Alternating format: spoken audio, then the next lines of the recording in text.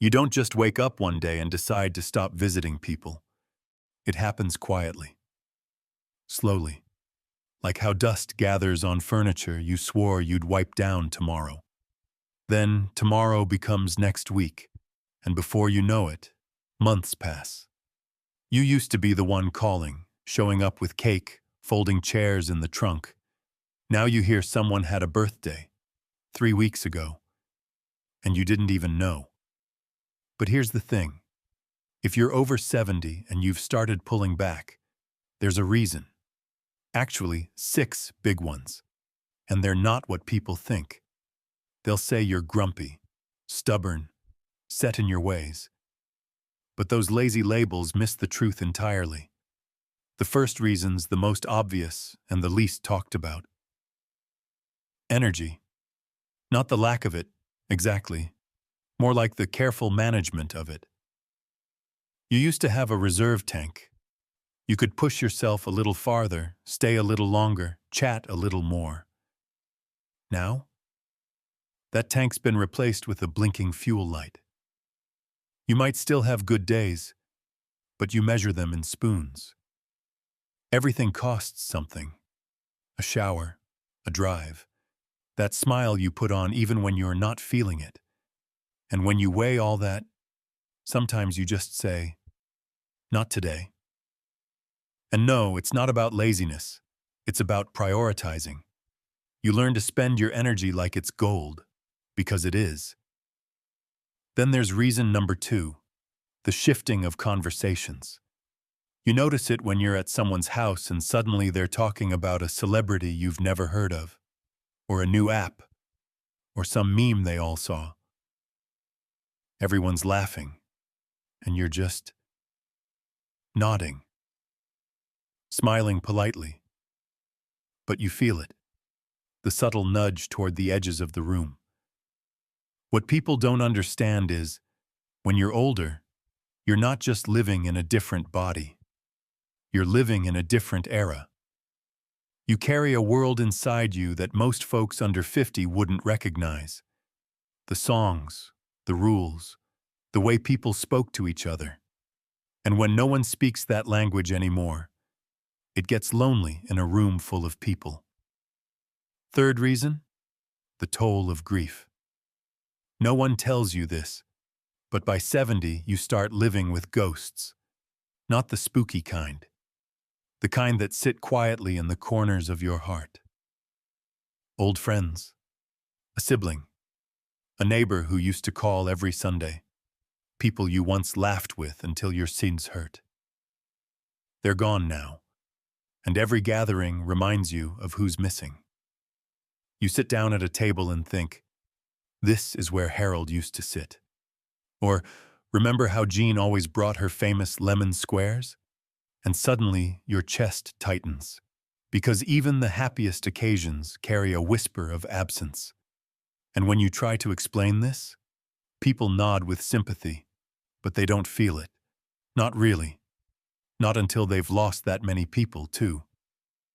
That kind of grief changes how you show up, or whether you show up at all. Number 4 is a tricky one. It's not always easy to admit, even to yourself. But here it is. You stop visiting because you're tired of pretending. Pretending to be fine. Pretending you're not in pain. That you heard every word. That you remember every name. That you didn't spend the morning wondering if your blood pressure meds were making you dizzy again. You go out and feel like you're performing your old self. But inside, you're aching. Or maybe embarrassed. The words don't come as quickly. You reach for a name and it slips right through your fingers, and instead of feeling supported, you feel judged, or worse, pitied. So you start saying no, not because you don't want company, but because you don't want to wear a mask to get it. Fifth reason's a slow burn. Independence. Sounds backward, right? Shouldn't wanting independence encourage visits? But here's the twist. Every visit reminds you of how much you can't do anymore. You get in the car and your knees creak. Someone offers to help you up the steps and you bristle. They mean well, but it stings. Not because help is bad, but because you remember when you didn't need it. You come home after a visit, and instead of feeling connected, you feel exposed. Like your decline showed up before you did. Like people are starting to look at you as someone they need to worry about, someone they need to check on. So sometimes, you choose solitude, not because you want to be alone, but because you want to feel like yourself. The version of you that doesn't need a hand to steady them on the stairs. And then there's number 6, the hardest one to admit out loud. Sometimes you stop visiting because you're afraid of how much the world has moved on without you. You walk into a place that used to feel like home. Church, the local diner, even your cousin's living room. And suddenly nothing is familiar. The staff's changed. The menu's different. The cousin has grandkids now, and they're all on their phones. You feel like a stranger in places that once held your laughter. Like you've become an observer of life instead of a participant. And that realization cuts deep. So you retreat. Not out of bitterness, out of heartbreak. Because no one tells you how much courage it takes to keep showing up to a world that keeps moving while you're slowing down. But here's the thing most people miss. These 6 reasons, they don't mean you've stopped caring. They don't mean you've given up. They just mean your reasons for showing up have changed. Your needs have shifted. Your heart is still open, but your threshold for noise, for effort, for discomfort, it's not what it used to be. And if people could see that, really see it, maybe they'd stop calling it isolation. Maybe they'd start calling it adaptation. Because that's what it is. You're not fading away. You're conserving, choosing carefully, protecting what little energy and dignity you still have left to spend. Now, some people won't get it. They'll keep asking why you never come around anymore, why you don't call as often. And maybe you'll feel guilty. Or maybe, just maybe, you'll smile a little, because you know something they don't. You haven't vanished. You've simply become more selective about where you bloom. And here's the part no one likes to admit out loud, least of all to themselves.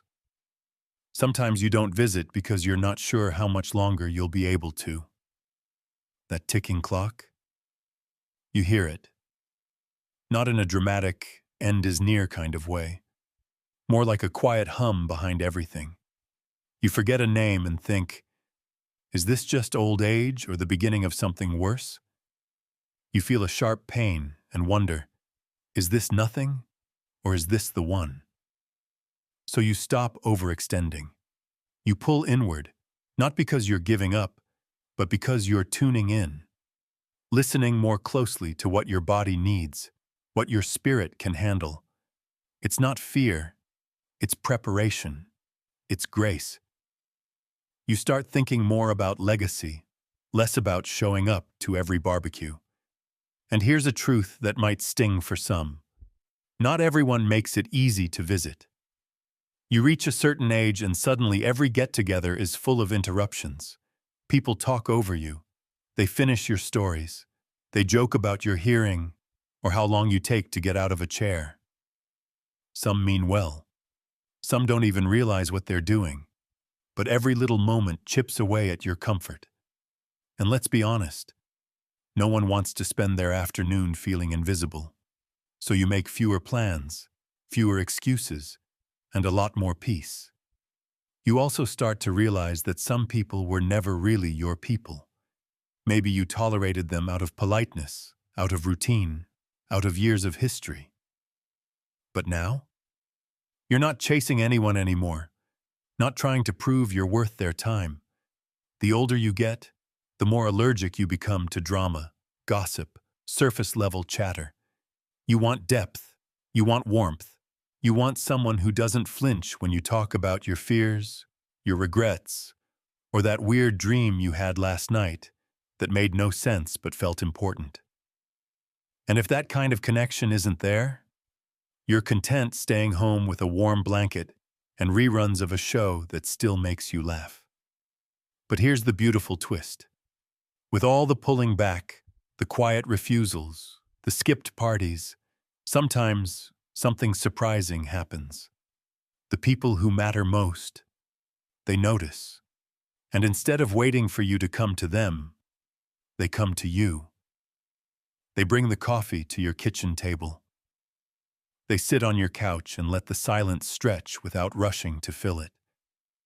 They listen when you tell a story for the third time, not because they haven't heard it, but because they know you needed to tell it again. And those moments? They're gold. They're what make all the rest of it bearable. The loneliness, the grief, the aching knees and the fading memories. Because they remind you that while some things fall away, what remains can still be deeply, profoundly good. Now let's talk about something that gets tiptoed around far too often. Pride. Not the boastful kind. The quiet kind. The kind that says, I don't want to be a burden. I don't want people adjusting their plans for me. I don't want to be pitied. So you say no, not because you don't want to be included, but because you don't want to slow anyone down. It's heartbreaking, really. You watch your family run around, living their full-color lives. Soccer games, work trips, new babies, and you're happy for them. You really are. But somewhere deep down, you feel like the world's moving too fast for you now. Like there's no safe place to step without getting trampled. So instead of asking them to wait, you just sit this one out. You tell yourself you're being noble, thoughtful, but it still hurts. And you wonder, if you disappeared for a week, who would notice? If you didn't send the Christmas cards, would anyone remember to send one back? These thoughts creep in slowly, and they linger, especially in the quiet hours. But then comes the unexpected. Sometimes all it takes is one phone call, one surprise knock on the door, one grandchild who wants to hear your version of the family story. And suddenly, you're back. Not all the way. Not forever, but enough. Enough to feel seen. Enough to want to bake something again, even if it takes you twice as long and leaves the kitchen looking like a flower bomb exploded. That's what people don't understand. We don't stop visiting because we've stopped loving. We stop because we're waiting for someone to meet us where we are, to slow down just enough for us to catch our breath, to ask how we're doing, and actually want the real answer. And for the ones who do that, we light up. We bloom. We remember how much we still have to give. Because yes, we move slower. Yes, we forget things. But we've got stories no one else can tell. Lessons people didn't even know they needed. We've lived enough lives in one lifetime to fill a dozen books, and some of us are still writing chapters. So if you're over 70 and find yourself staying home more, missing gatherings, leaving calls unanswered, don't be ashamed. Don't let anyone guilt you into thinking you're becoming less. You're just learning the art of honoring your limits and listening to your needs. And if you're watching this and thinking of someone in your life who's pulled back, don't push them to show up. Show up for them. Don't wait for a holiday. Bring the party to their front porch. Or better yet, just sit beside them in the quiet. You might be surprised how much joy lives in that kind of stillness. Because in the end, it's not about going out to see the world. It's about knowing the world hasn't forgotten to come see you. So if you made it all the way here, tell us, have you noticed this shift in yourself or someone you love? Drop your city in the comments, too. We read every single one, and it helps us feel a little closer to all the places this message is reaching. And if this spoke to your heart, we'd love to have you with us. Hit that subscribe button so we can keep walking through these honest moments together, one story at a time. After all, The world moves fast, but here we make space to breathe.